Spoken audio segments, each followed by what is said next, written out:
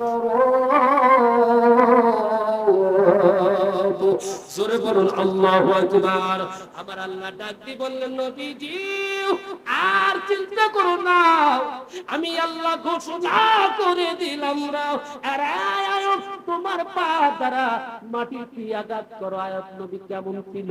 আয়াত নবীকে যদি ব্যক্তিগত প্রয়োজন, পেশাব পায়খানার জন্য যখন দরকার হইতো, স্ত্রী ধরে নিয়ে যাইতো, আবার ধরে ফিরে নিয়ে আসতো। এরকম মানুষ আমাদের দেশে আছে না নাই? কথা বলেন, আছে না নাই? এরকম লোক কিন্তু আমাদের বাংলাদেশে অনেক আছে। আয়াত নবী এরকম করত, কিন্তু ওই দিন একটু দেরি হওয়ার কারণে আরো কষ্ট পেয়েছিল, যার কারণে আয়াত নবী যখন এই দোয়া করেন, সঙ্গে সঙ্গে আবার আল্লাহ ডাক দেয়, আয়াত আর চিন্তা নাই রাও, আমি মালিক তোমার যে ধৈর্যের পরীক্ষা নিছি রাও। আরে নবীজি, আমি আল্লাহর কাছে তুমি ধৈর্য পাঠ করেছো, আমি আল্লাহ তোমার পরীক্ষা, তুমি কৃতকার্য হতে আমি আল্লাহ খুশি হয়ে গেছি। জোরে জোরে বলুন আল্লাহু আকবার। আমাদের সমাজে যদি এইরকম যদি পরীক্ষা হইতো, বলুন আমাদের ধৈর্য থাকতো না? ধৈর্য হারাইতাম, সব কেড়ে নিচ্ছে। কথা বলেন না কেন? এটা আমার হুজুরকে মাঝে মাঝে বলি, ওনার সন্তানের জন্য আমি বলি, হুজুর ধৈর্য ধারণ করেন, কারণ হলো পৃথিবীতে মানুষ সন্তান কেউ কেড়ে নেয় ঈমান পরীক্ষার জন্য। কথা বলেন, কথা বলেন। এই জন্য আমার আল্লাহ সুন্দর করে ডাক দিয়ে বললেন, আরে আয়ুব, নিজের পা দ্বারা কি বলো, বিরিজিলি, তোমার পা দ্বারা একটু মাটিতে আঘাত করো, নড়াতে পারে না, চড়াতে পারে না, কোন রকম করে পাটা একটু নড়াইয়া হালকা করে একটু আঘাত করেছে, সঙ্গে সঙ্গে সুন্দর করে শক্ত মাটির ভিতর থেকে আল্লাহ ঝর্ণা বের করে দিচ্ছে। জোরে বলুন আল্লাহু আকবার। আমার আল্লাহ ডাক দেয়, আয়াব নবী, এই ঝর্ণা বের হয়েছে, এই ঝর্ণা সাধারণ ঝর্ণা না। আমার আল্লাহ ডাক দিয়ে বললেন, হাযা মুক্তাসিলুন বারিদু ওয়া শারাব, এটা হলো পান করো। সুবহানাল্লাহ বলে বলে এটা দিয়ে গোসল করো এবং পান করো। প্রথম নাম্বার হলো, ব্যাখ্যাতে এসেছে, তাফসীরে এরকম এসেছে, আয়াত নবীকে বলা হলো, তুমি একটু ওই পানি দিয়া শরীরের অংশ তো লাগাও, প্রলেপ দাও। আয়াত নবী যেটাই দেয় ওই ঝর্ণার পানি, প্রলেপ প্রলেপ যেখানে দেয় সেইখান থেকে আর ওই চামড়া আগের মতো হয়ে যায়। সুবহানাল্লাহ বলে। শুধু তাই নয়, যেই চেহারা ছিল সমস্ত চেহারাটাই অন্যরকম চেহারা রূপান্তরিত হতে হতে সমস্ত শরীরটা পরিবর্তন হলো। আমার আল্লাহ ডাক দিয়ে, আয়াব নবী, এখনো শেষ হয় নাই রাত, এখনো রোগ দূর হয় নাই। ও আয়াব নবী, তুমি এই পানিটা একটু পান করো, ভিতরের যে রোগটা আছে এই পানিতে দূর হয়ে যাবে। সঙ্গে সঙ্গে আয়াব নবী পানিটা পান করার সঙ্গে সঙ্গে সুন্দর করে আয়াব নবী সুস্থ, এমন সুন্দর চেহারা যেটা আয়াব নবীর ছিল না। জোরে বলুন আল্লাহু আকবার। এমন সময় আয়াব নবীর স্ত্রী ফিরে এসে দেখে নবী আর নাই। সুবহানাল্লাহ, আয়াব নবী আর নাই, কারণ আয়াব নবী কিন্তু ওই জায়গায় বসে আছে। স্ত্রী চিনতে পারে? জোরে বলেন, চিনতে পারে? এই জন্য আমার আল্লাহ ডাক দিয়ে বললেন, ফাস্তাজাবনা লাহু ফাকাশাফনা মা বিহি মিন দুরুরিন ওয়া আতাইনাহু আহলাহু ওয়া মিসলাহুম মাআহুম। জোরে বলুন আল্লাহু আকবার। আমার আল্লাহ ডাক করে, নবীজি, আমি আয়াব নবীর আত্মা কবুল করেছি গো, তার তো আমি আল্লাহ কবুল করে তার অসুখ যখন ভালো করে দিলাম। শুধু তাই নয়, তার যে ক্ষতি হয়েছিল, ওই যে গোলা ভরা ধান, গোলা ভরা চপ আর গম গুলো যেটা নিতে, তার ব্যাখ্যাতে এসেছে হাদিস শরীফে, দুইটা উপর থেকে দুইটা মেঘমালা, সুবহানাল্লাহ জোরে বলে, দুইটা মেঘমালার আকৃতি ধারণ করে আসতেছে। এমন সময় আইয়ুব নবীকে ডাক দিয়ে বলে, আইয়ুব রে তাকে দেখো, আমি আল্লাহ তোমার জিনিস কেমনি করে ফিরায় দেয়। রাসূল বর্ণনা করে, সাহাবী দুইটা মেঘমালা থেকে রে, একটা থেকে প্রথম নম্বর থেকে যখন সুন্দর করে স্বর্ণগুলো চুরে পড়তেছিল, সুবহানাল্লাহ জোরে বলে, স্বর্ণগুলো পড়তেছিল, পড়তে দিল, যে একটা গুনার মধ্যে থেকে আল্লাহ গম ধ্বংস করেছে, একটা গুনাহ পরিপূর্ণ করে আল্লাহ দান করলেন। জোরে বলেন আল্লাহু আকবার। দ্বিতীয় নম্বর মেঘমেলা থেকে ওই যে সব যেটা নষ্ট হয়েছিল, আমার নবী দেখতে বলে, উম্মতিরা যেগুলা আবার আল্লাহ পরিপূর্ণ করে দিলেন আল্লাহ। আর আরেকটা হাদিসের ব্যাখ্যাতে এসেছে, আইয়ুব নবী নিজের পোশাকটা ব্যাখ্যাটা করে বলতে, আপনারা যদি খারাপ মাইন্ডে দিবেন না, কিতাবে আছে আইয়ুব নবী নিজের পরনের পোশাকটা উলঙ্গ ছিল, গোসল করতেছিল, এমন সময় উপর থেকে আল্লাহ তাআলা স্বর্ণের আকৃতির ফড়িং পর্যন্ত ছোট্ট পাখি উড়ে উড়ে যায় ফড়িং, এই ফড়িং এর আকৃতিতে যখন ওইটা আসতেছিল, আর আয়াত নবী পোশাকটা ধরে ধরে সেইগুলো গ্রহণ করতেছিল, আমার আল্লাহ ডাক দিয়ে বলেছিল, আয়াত নবী বেপরোয়ার হিসাব কেন তুমি এইরকম করতেছ?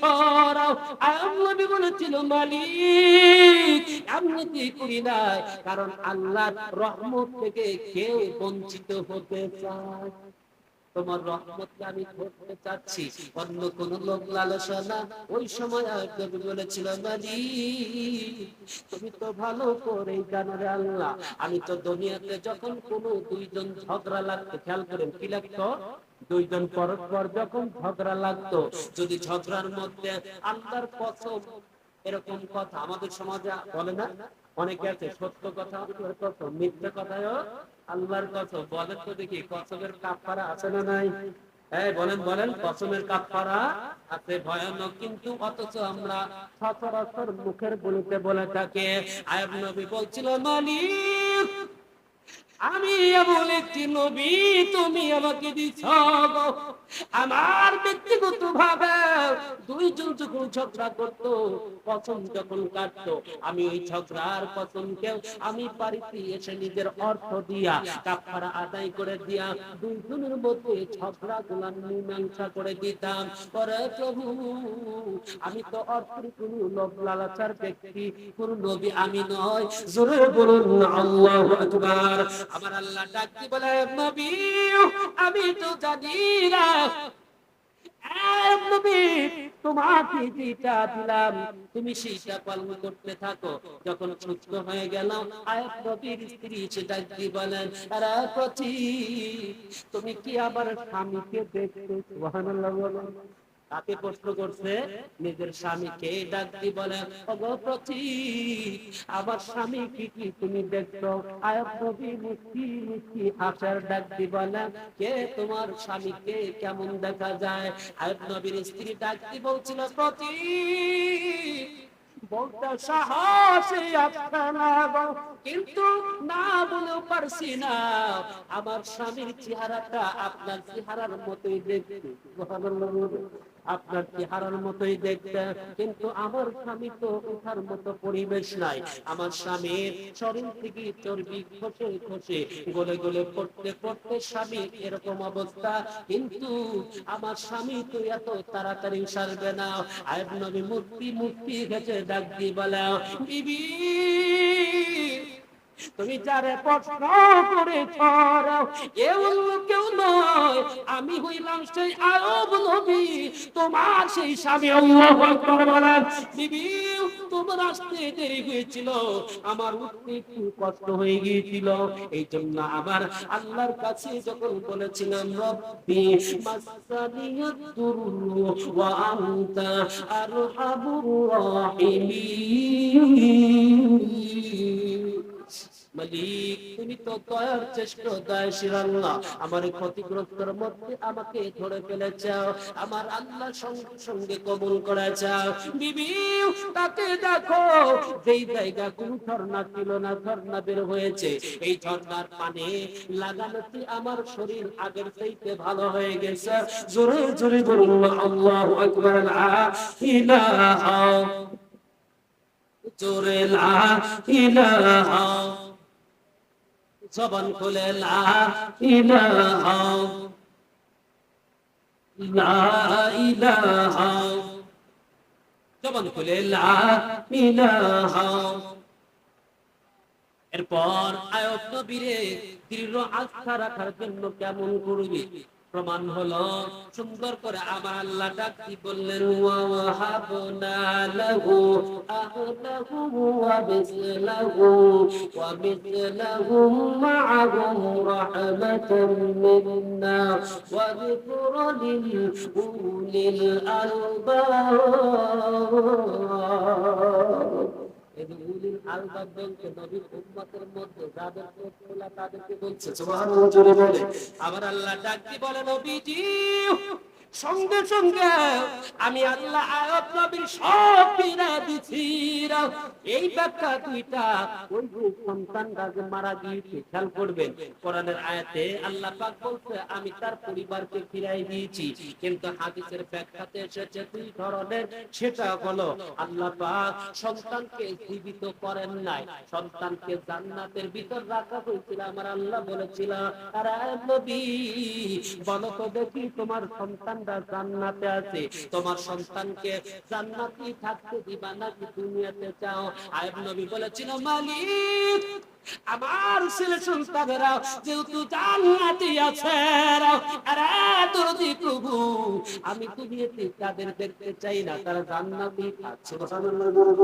কোন বাবা মা চায় না সন্তান জান্নাতে থাক? এরকম বাবা মা কি এরকম আছে আমার সন্তান জাহান্নামে? কথা বলেন, আছে এরকম?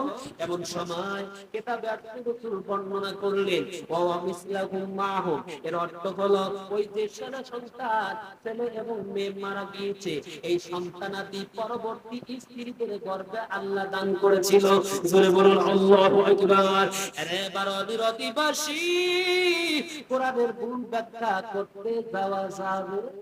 অনেকে আছে দেখবে অমিসলাহুম মাহুম শব্দের অর্থ মিলে করে তার ফিরে দিতে।